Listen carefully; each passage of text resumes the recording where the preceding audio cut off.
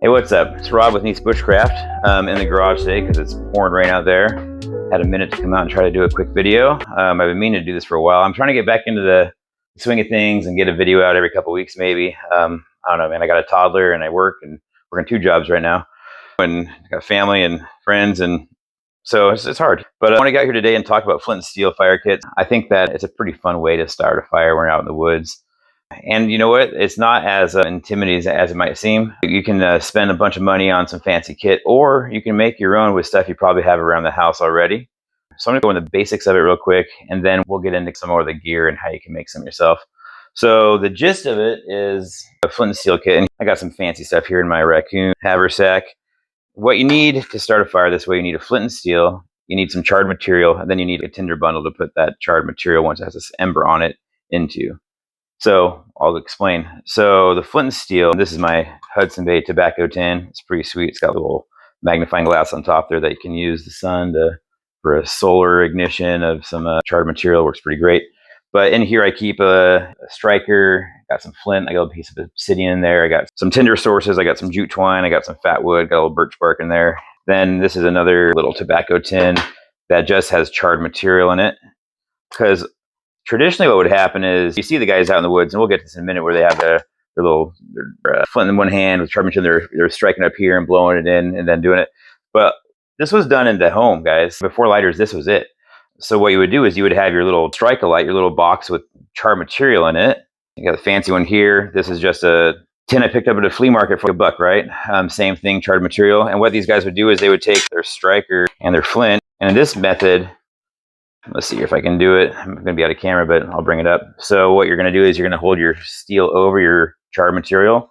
You're going to bring the flint down onto it, and that's going to shoot sparks downwards. And there, I caught one real quick, 2 of them. So you can see that. Yeah, that's starting to catch on there. That's some charred cloth, but they would keep blowing on it. Whoo, there goes some. That's okay. We're safe. And they would take a tinder bundle if they were trying to start a big fire, or a candle even, blow onto it, and then there you go, you got your fire. So that's a pretty fun way to start a fire.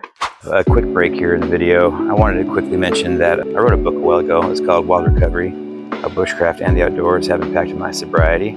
It talks about my personal journey of getting sober and how that ties in with the ancestral skills and wilderness living skills that I like to teach and practice. So if you're interested in maybe my story, or wilderness skills, or sobriety, or all of the above, maybe you can pick it up. I put a link down in the box below.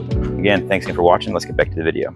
You don't have to be this fancy also, right? So here, look at this. This is a piece of an old file. How did I get this? I found a crappy old file, and I stuck it in my vise and hit it with a hammer and broke off little chunks.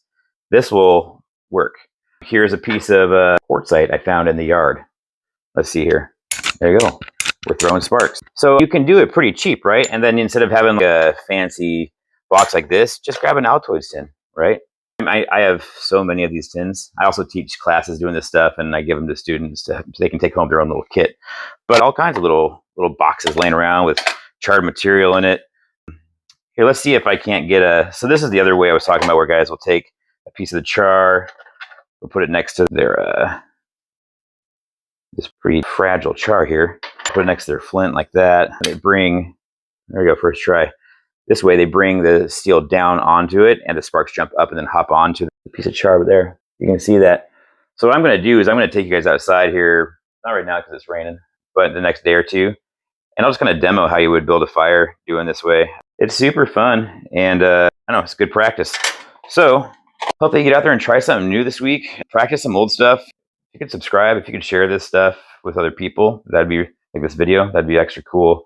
Give it a thumbs up, comment below. I like talking with you guys. So again, I'm happy to be back, and we're gonna get some more content for you guys soon. Oh, also check out, I got some merch coming out. I got some trucker hats and some t-shirts and stuff. I won't be making much money off that stuff, but it'll just be kind of cool to have it out there in the wild. Anyway, take it easy. Have a good one.